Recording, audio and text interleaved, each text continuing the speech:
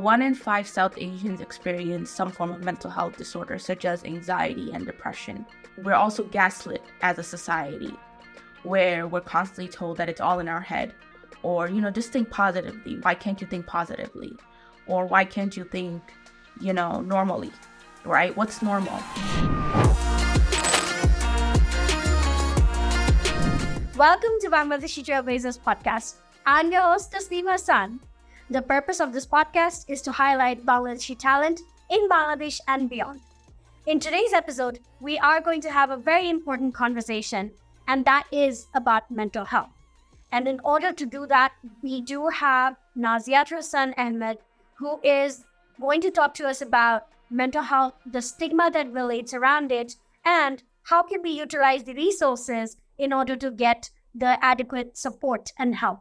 So let us not wait and get into a conversation with Naziat. Hi, Naziat. How are you? Hi, Tasneem. I'm well. How are you? I'm doing well. How is your week been? Week has been good. Week has been busy. But everything's been good so far. Okay, great. So, Naziat, thank you so much for finding the time to actually join me in this conversation. And, it's a very important conversation that we're having tonight, right? So I wanted to know from your end about your work experience, what you do, and if you could tell our viewers about it. Yes. So I am a licensed mental health counselor in the state of New York. I currently work at Queensborough Community College's Counseling Center, and I see students for personal academic counseling. I run workshops, and I also coordinate a healthy living day or wellness fair each semester at the college. And I currently teach as well. I teach Introduction to College Life to freshman students who are coming to college for the first time. And the course is about how to navigate through college, how to utilize their resources, and basically to introduce the counseling center to them. Okay, great. So today we are going to have a very important conversation, which is the stigma that surrounds around mental health within Bengali communities, and most importantly, South Asian communities in the US, right? Specifically, we're going to focus on New York, right? So tell us a bit about that side of things. So how do you think mental health has been perceived over the years, and how do you think it is getting any better? Is it getting any, is there room for improvement? How is it going on right now? Yeah, so definitely stigma is very much prevalent in the Bengali and South Asian community, very much so till this day. What I see is, I think there's definitely room for improvement. I think people can be better about asking for help. People can be better about sharing resources, and people can be better about understanding mental health. So 1 in 5 South Asians experience some form of mental health disorder, such as anxiety and depression, until this day. And that is something that is of concern, and that is something that needs to be addressed. So definitely there should be room for improvement in terms of seeking help and not deeming it as being weak, because that's still prevalent. I think what happens is, if you seek help, I think it's deemed as weak or there's an abnormality, right? So I think definitely there should be room for improvement when it comes to, understanding mental health, what it is, what it stands for, seeking help and receiving help as well, and not to be afraid in getting the right resources to better someone's mental health, to better someone's functionality. Thank you so much for that answer. And the next question I had for you was, how do you think people can get help with the kind of resources that is provided out there? Because we definitely live in a society or a community or a time where resources are readily available for us, but sometimes what happens is people do not get to use them adequately, or it has not been handed over to them, properly, right? It's not distributed amongst the communities. So how do you think we can basically improve that aspect? Yeah, so definitely I think having conversations like this around mental health and the importance of seeking help and seeking resources is one step, having conversations. The second step is, social media is very prominent nowadays. So I would say social media is not therapy, just a disclaimer. So social media is not used for therapeutic purposes, but social media is definitely a platform where awareness can be raised and people can go to it to seek information about, resources and how to seek resources, how to seek help. And I agree with you. I agree with you when you said that it's distributed, resources are distributed, but it's not utilized properly, right? So definitely, I think, word of mouth, using social media and having conversations around mental health and the importance of it are ways that people can be more vigilant about seeking help. And I think also doing it in a different language, having conversations in different languages, you know, increasing presence of the importance of mental health in various platforms would be beneficial to individuals. Great, great. So, now that we have put across all the resources on social media channels, there's still I always, have heard from people who are like even other friends who are counselors or psychiatrists or psychologists that there's still a bit of a gap, right? No matter how much we put it on out there on social media, there's always this gap where people are still not able to comprehend or use those resources. Because sometimes what happens is, there's a stigma around addressing the issue at hand as well, right? There's a stigma about us talking about the problem and us seeking out help. So, how do you think those resources can help people? And how do you think you can, you as a person who is specialized in mental health professionalism, right? How do you think it will kind of paint the path for anybody facing those roadblocks within the community, within their families, or any other setting? Yeah, so definitely, like you said, cultural barriers, language barriers do exist. The gap is very much prevalent. I think, as as more professionals, I'm hopeful that as more professionals come into the field, and more Bengali speaking professionals come into the field, there is an increase of, I would say, there's an increase of raising awareness in their own language, right? Raising awareness around the stigmas. I think addressing the stigmas is the first step. Why do these stigmas exist, right? Where do they come from? And how can we go about destigmatizing mental health in our communities? I think that's the first step, right? And then people can share resources, and then people can share, you know, various avenues in seeking help and getting the help that they need. So I think the first step is to understand, why do we have these stigmas? Where are they coming from? They're coming from cultural norms. They're coming from dysfunction. They're coming from the idea that, we don't talk about mental health. We slip it under the rug and we don't talk about it. It's taboo, right? Or we're also gaslit as a society, where we're constantly told that it's all in our head, or, just think positively. Why can't you think positively? Or why can't you think, normally, right? What's normal, right? We also have to distinguish what's normal versus not normal, right? Does such a thing exist? Does such a concept exist in our community? So we have to start there, and then we need to have important conversations around seeking mental health services. There are low cost, free resources around New York City through organizations like Saki, Sapna, Bengali Mental Health Movement, where people can get therapeutic services, people can get therapy for free. And if they have insurance, the insurance covers it for the most part. Yeah. Very, very helpful. Thank you so much for sharing that. And moving on with another question is, Could you tell us about your work? How have you been making a difference in New York in order to, address mental health? And how are you helping the people with the resources? If you could tell us a bit about your work. Yeah, so I work at a community college where there's a huge Bangladeshi population, Bengali speaking population of students.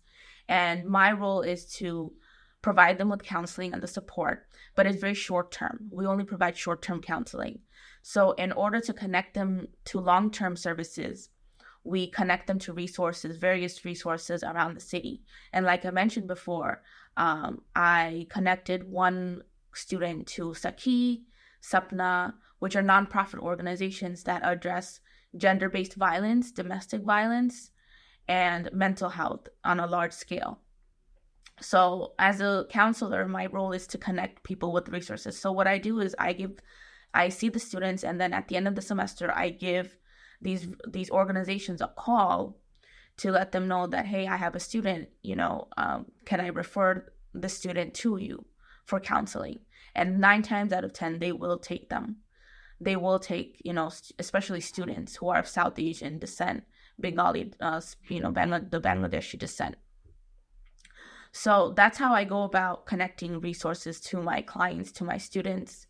And I make them aware that, yes, counseling is, and I explain to them what the process of counseling is, right? The process of counseling is transformative. The process of counseling has to do with growth, has to do with change. And if they don't feel comfortable with one counselor, they are more than welcome to change counselors. They're more than welcome to seek a different provider, because there are many providers, and a lot of Bengali speaking providers are coming onto the scene. We have a lot of mental health professionals who are Bengali speaking and who are coming into this field as well equipped with well equipped tools and skills and knowledge to treat clients in a better way. So I would say connecting clients to students to resources outside of the vicinity that I work in is very crucial.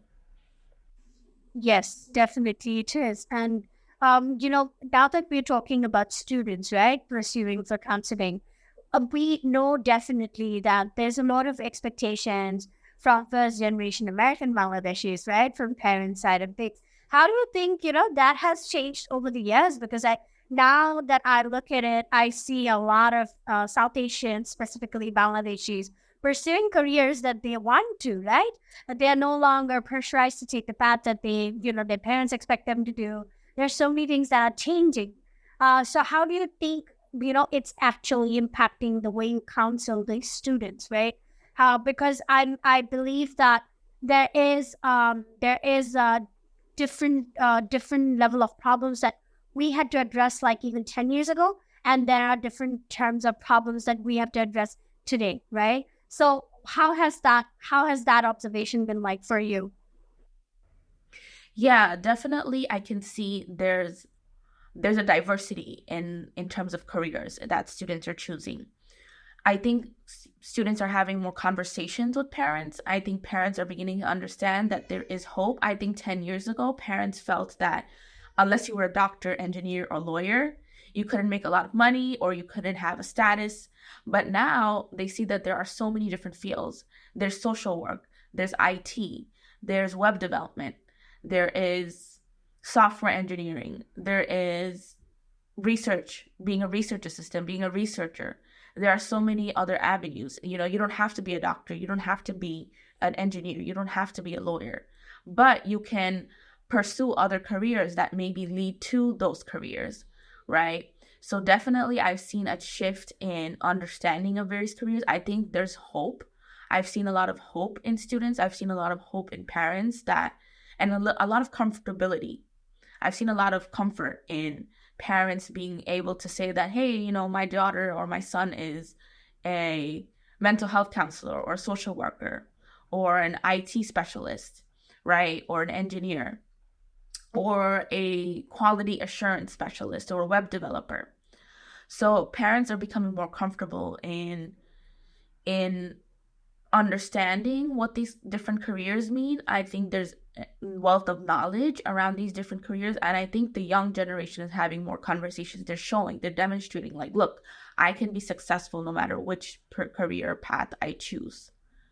So, I think I think the credit goes to the young generation when it comes to, understanding and having these meaningful conversations with parents. Whereas 10 years ago, God forbid, if parents heard that my child wants to pursue being a psychology, they would lose their minds, right? They would say, what benefits come from this field, or what, what's the status, or what reputation will you have if you choose this career or if you pursue this career. But I think parents are seeing results. Parents are seeing that people are successful, that people are making a lot of money, that there's a livelihood when it comes to pursuing these careers. And I think there's more emphasis on bettering mental health. The peace of mind is more valued rather than, working hard and burning yourself out to the point that you can't work anymore, you can't function anymore. Great. Yeah. And I was just going to ask you even if we talked about being a psychologist 10 years ago, I think that was still a very, very foreign idea for parents to kind of be used to it, right? Because Right. there was a skewed conception about mental health, about psychology, about psychiatry, right? So, yeah, thank you for answering Right. that without even me asking you that question. Moving on, I wanted to address that, what would you personally have as an advice for anybody who's been wanting to use these resources or been wanting to seek out, help? What kind of advice would you want them to follow in order to, reduce their anxiety in order to seek help? Because sometimes what happens is, we do want to take help, but then we feel anxious about taking the first step. So how do you think we can kind of ease that and then take the necessary steps in order to get to where we want to with our mental health? Yeah, I would say anxiety is very normal. Before seeking help, I would say that it's a very normal feeling. I would say acknowledge it, honor it, and then kind of let it go, because you're taking a big step. Asking for help, seeking help is a big step, and we as counselors and we as therapists, we really amplify when clients take the first step in coming to counseling, coming to seek help, because it's not easy. It's not easy asking for help. It's not easy seeking the right resources. So I would say that seeking help can be anxiety provoking. However, there are many different avenues, there are many different resources, there are many different counselors and therapists with different specialties. Some therapists specialize in trauma, some therapists specialize in substance abuse, some therapists specialize in mood disorders. So, based on your need, I think also to understand what your needs are. What are your needs? Where are they coming from? And what are your goals? What do you hope to gain from therapy? Right? And what is your long term goal? Is it to reduce mood disorders? Is it to feel content with yourself? Is it to improve your functionality? Are you not sleeping enough? So do you want to improve sleep? Do you want to improve your appetite? And sometimes, do you need medication? You don't always need medication, but is that an option? So there are various assessments, there are various questionnaires, there are various, how do I say it? Various methods of understanding why you need the help that you need and what kind of help you need, because understanding what kind of help you need is very crucial when it comes to seeking help. And also, do you identify with the therapist, right? Is culture an important factor for you? Is language an important factor for you? Is, socioeconomic status, right? Religion. Are all those factors important to you when you are seeking help? Do you want to connect to the therapist on that level, on those levels? And if so, great. There are therapists, there are counselors out there who speak the Bengali language, who practice the Muslim religion or Hindu religion, Christian religion, Judaism. So, there are counselors whom you can connect with based on what your needs are and what your goals are. So I would say to individuals, know yourself, understand yourself, understand what your needs are, what your goals are. What do you hope to attain from therapy? What's, how do you feel like you will belong in therapy? Because I think honestly, everyone can benefit from therapy. Everyone can benefit from healing. What does your healing journey look like? What does self-care look like? What does self-help look like? Because therapy is only a piece of it, but the actual work that you need to do is outside of therapy. So are you able to commit to therapy? Are you able to be consistent with therapy? Are you able to take what you learned in therapy and apply it to your life outside of therapy? So that would be my advice to individuals when it comes to seeking help. Thank you so much for sharing that. And if I had to close off the episode with this question, how can Bengali youth or students or anybody of any age group reach out to you? If they were to consult with you or they were to get some advice for you, how could they contact you in order to get the resources as well? Is there any way they can reach out to you in order to have a conversation? Yeah, definitely. I can put my information in the episode. And I also have a page, an Instagram page. It's called At Pearls of Wellbeing, where I share thoughts, tips, and strategies on how to navigate mental health. I also share resources when it comes to seeking mental health services. And I have an email and a phone number, so people can email me, they can call me, they can direct message me on Instagram to get resources and further advice when it comes to mental health. Great. Thank you so much, Nazia. And thank you so much for your time and, making it to the episode today. I hope you liked, the episode, and I hope it was all insightful for everybody who has been watching this. On this note, we do come to the end of the episode. Thank you so much, Nazia. Thank you so much, Tasneem, for having me and having this conversation. I hope it gives people insight. I hope it eases things for people and it sheds light on the importance of mental health for people. So thank you. Definitely. So viewers, thank you so much for watching this episode today. I hope you all took something from this episode. If you have any suggestions or feedback that you want to make, we're free to actually hear out from you. Please do email me at tasneemhassan.media@gmail.com. And this is it from me, Tasneem Hassan, signing off for today.